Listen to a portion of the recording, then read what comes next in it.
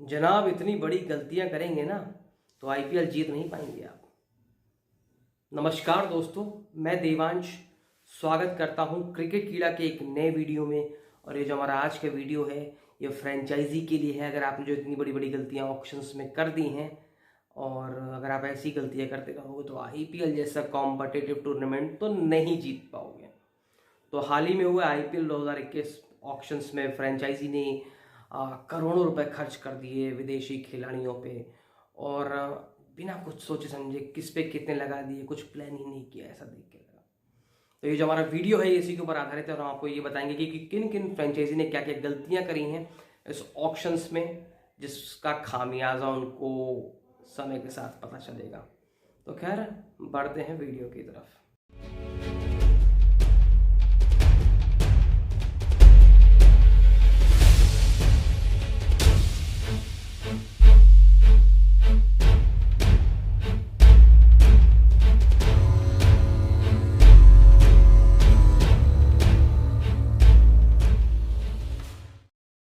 अच्छा हाँ, वीडियो शुरू करने से पहले आप लोग से एक रिक्वेस्ट करना चाहूँगा कि अगर आपको लगता है कि क्रिकेट कीड़ा यूनिक है, क्रिकेट कीड़ा और यूट्यूब चैनल और क्रिकेट के हैंडल से अलग है, तो आप लोग क्रिकेट कीड़ा को सब्सक्राइब करके बेल आइकन दबा सकते हो।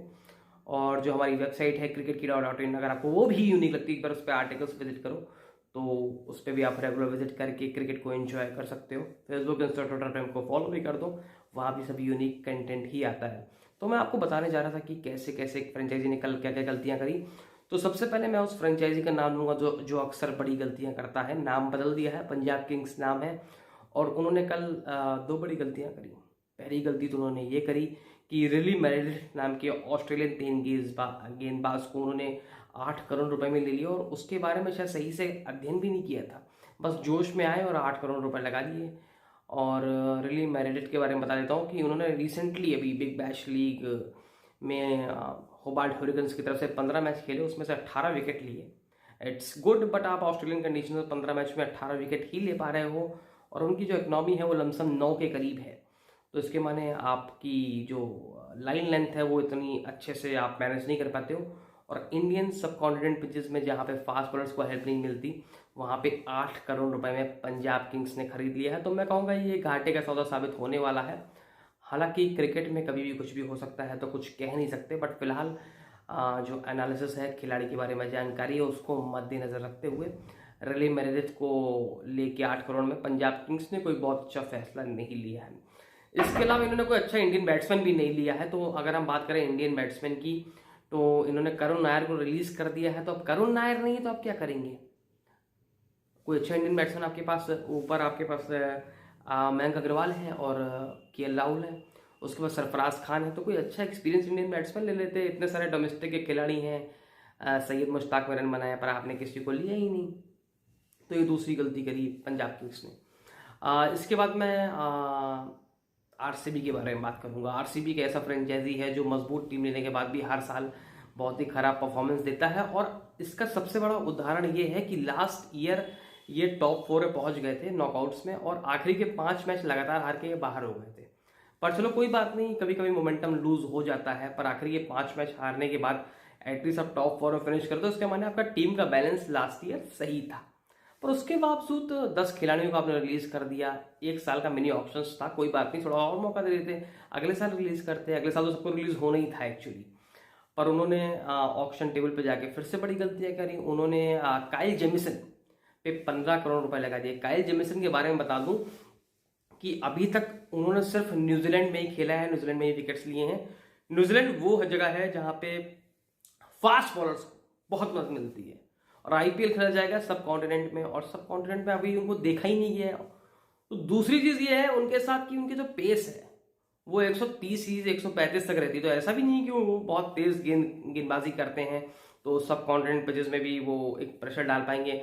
अब आप 130-135 में इंडिया में मीडियम फास्ट बॉलिंग कर रहे हो, तो आप चाहे आपकी हाइट ज़्यादा हो या कम हो, आप शॉर्ट बॉल रखोगे तो आप चौके खाओगे। तो ये भी मुझे लगता है कि 15 करोड़ रुपए उस खिलाड़ी पे खर्च कर दिए जस्ट बिकॉज कि उसने मतलब इंडिया के खिलाफ अच्छा खेला था, थोड़ा सा फेमस हो गया था, थोड़ा सा हाइप मिल गई थी।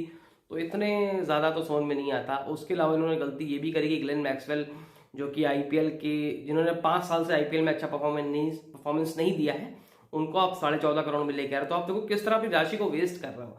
इसकी वजह अगर आपने कोई इंडियन ऑलराउंडर लिया होता तो सस्ते में मिल जाता, एक तो आपका पैसा बच जाता, और दूसरी चीज ये है कि आपको वो जो खिलाड़ी है ना वो खुद को प्रूव करने के लिए ईगर होता, तो उसकी परफॉर्मेंस अच्छी रहती है। जैसे आप अब्दुल समाद को दे सकते हैं, सनराइजर्स हैदराबाद में है, तो खुद को प्रूव करने के चक्कर में देखिए अच्छी परफॉर्मेंस देता है, मैच विनिंग परफॉर्मेंसेस देते हैं।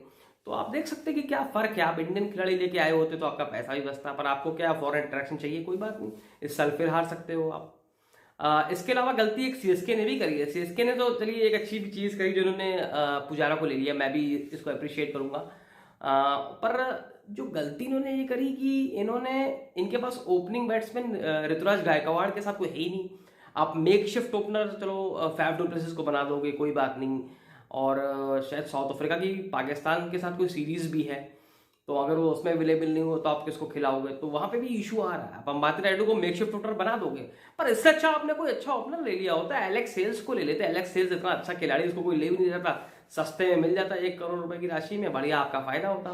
पर आपने ध्यान ही नहीं दिया कि आपके पास ओपनर नहीं है, और यही गलती केकेआर ने भी करी है, कोलकाता नाइट राइडर्स ने भी, उनके पास ओपनर्स नहीं है। वो क्या करते हैं, कभी सुनील नरेन को ओपनिंग भेजते हैं, कभी नीतीश राणा से ओपनिंग कराती, शुभमन गिल के opening partners I think change हुआ करते हैं। तो आईपीएल जितने बड़े टूर्नामेंट में अगर आप कोई लॉन्ग रन किसी को नहीं दोगे तो फिर कहाँ कुछ होगा। तो दोनों ने ओपनर ना लेके बहुत बड़ी गलती की है। और एलेक्स सेल्स, आपको लगता है कि वो इंग्लैंड टीम से बाहर है, तो इंग्लैंड टीम से बाहर इसलिए नहीं कि वो खराब खेलते हैं, वो इंग्लैंड टीम से बाहर इसलिए क्योंकि 2-3 साल पहले उन्होंने डोपिंग करी थी, तो उस चक्कर में उनको डिसिप्लिन बेसिस पे टीम से बाहर रखा गया है। बाकी बंदा बिग बैश लीग में अच्छी परफॉर्मेंस देता है, आईपीएल में भी उसको मौका तो दीजिए, अच्छा खिलाड़ी है। और 5 साल पहले जब भारत में T20 विश्व कप हुआ था तो उसने सेंचुरी भी जड़ी थी, तो कोई आम खिलाड़ी नहीं है, सब कॉन्टिनेंट कंडीशंस में है, और लंबे कद के और लंबे छक्के भी मारते हैं। तो फ्रेंचाइजी ने ये भी गलतियां करी। और एक और गलती मैं ऑब्जर्व कर पाऊंगा आपकी, कुछ ऐसे डोमेस्टिक खिलाड़ी हैं जिन्होंने अच्छी परफॉर्मेंस दी और उनको उम्मीद थी कि वो आईपीएल में उनको इस साल मौका मिल जाएगा। पर मैं आपको बताऊं, कुछ ऐसे खिलाड़ी हैं जैसे केदार देवधर हो गए, कनिष्क सेठ हो गए, और स्मिथ पटेल हो गए, ये सब अच्छे अच्छे डोमेस्टिक खिलाड़ी हैं जिन्होंने सैयद मुश्ताक अली में परफॉर्मेंस दी है। और मुझे तो ऐसा लग रहा था कि ये तीनों को खरीद लिया जाएगा, पर इन तीनों में किसी को नहीं खरीदा गया। Kedar Deodhar left handed batsman हैं और स्ट्राइकिंग अच्छी करते हैं, बड़ौदा की कप्तानी भी कर दी, और कृणाल पांडे के एब्सेंस में फाइनल तक ले गए थे बड़ौदा को अभी सैयद मुश्ताक अली ट्रॉफी में लास्ट मंथ, तो उनको मौका नहीं मिला। कनिष्क सेठ ने अभी 2-3 महीने पहले कोलकाता T20 लीग, जो कि हाईली कम्पिटेटिव टूर्नामेंट है, उसमें 16 बॉल में 50 रन बनाए थे और स्पिन बॉलिंग से कुछ मैचेस भी जिताए थे। तो एक यूटिलिटी ऑलराउंडर इंडियन कंडीशंस में आपने इंडिया को खो दिया। स्मिथ पटेल एक अटैकिंग विकेटकीपर बैट्समैन है और 2012 अंडर-19 विश्व कप के सितारे हैं, आपने उनको नहीं लिया। तो आपके पास, जैसे मैं सनराइजर्स हैदराबाद की बात करूंगा, तो सनराइजर्स हैदराबाद ऐसे तो बहुत अच्छा काम करती है, बट उन्होंने कोई अच्छा इंडियन बैट्समैन नहीं लिया। मनीष पांडे तो अक्सर आईपीएल में आउट ऑफ फॉर्म रहते हैं, तो उसके साथ मतलब आप डिपेंड होते हो विजय शंकर पे, आप डिपेंड होते हो कि अब्दुल समाद जैसे नया लड़का खुद को साबित करे, पर कोई अच्छा इंडियन बैट्समैन ले लो, आप इसमें से किसी को ले लिए होते। और आपने हैदराबाद ने गलती और ये भी करी कि ऑलरेडी उनके पास 2-2 स्पिनर थे और वो भी एक साथ नहीं खेल पाते थे, मोहम्मद नबी और राशिद खान, और आपने तीसरा स्पिनर भी अफगानिस्तान का ले लिया मुजीबुर रहमान। तो आप इनको प्लेइंग 11 में जब खिला ही नहीं पाओगे तो लेके फायदा ही किया। तो जब पैसा ही खर्च करना था तो किसी इंडियन खिलाड़ी पे कर देते, तो कम से कम ये तो फायदा होता कि आप मतलब आपको वो एक तो कोई रिस्ट्रिक्शन नहीं रहती कि 4 विदेशी खिलाड़ी खेलने आए हैं, प्लस आपको आगे अगला साल जो बिग ऑप्शन होने वाला उसमें उसको राइट टू मैच कार्ड लेकर रिटेन कर सकते थे। पर चलो खैर, ये सब थिंकिंग थी। तो फिलहाल मैंने अपनी एनालिसिस करी, मुझे लगता है कि इन सब फ्रेंचाइजी ने ये सब गलतियां करी हैं। हालांकि मैं मुंबई इंडियंस की बहुत तारीफ करूंगा जिन्होंने कुल्टर नाइल को 5 करोड़ में ले लिया, और दिल्ली कैपिटल्स को उन्होंने भी ना, मतलब स्टीवन स्मिथ जैसा लेजेंड खिलाड़ी 2 करोड़ 2.25 करोड़ में ले लिया, तो इन दोनों की मैं बहुत तारीफ करूंगा। बट इनके अलावा like KKR, Hyderabad, Punjab Kings और आरसीबी, सीएसके, थोड़ी मोड़ी गलतियां उन्होंने करी हैं। राजस्थान रॉयल्स ने, चलिए कोई बात नहीं, आपने क्रिस मॉरिस पे 16.5 करोड़ ले लिए, पर उन्होंने उनका बैकअप शिवम दुबे को भी बहुत सस्ते प्राइस में ले लिया, तो उनका ना बैलेंस हो गया। तो फिलहाल इन सब फ्रेंचाइजी ने गलती की, और देखिएगा समय के साथ इनको इनका थोड़ा सा खामियाजा भुगतना पड़ेगा, और मैं मानता हूं कि इनको ज्यादा खामियाजा ना भुगतना पड़े। पर आपको ये पता होना चाहिए कि आप ऑक्शन टेबल पे आधा आईपीएल जीतने का मद्दा रखते हो, और मुंबई इंडियंस आईपीएल इसलिए नहीं जीतती कि वो लकी है, मुंबई इंडियंस आईपीएल इसलिए जीतती है क्योंकि वो ऑक्शन टेबल पे आधा आईपीएल जीत लेती है।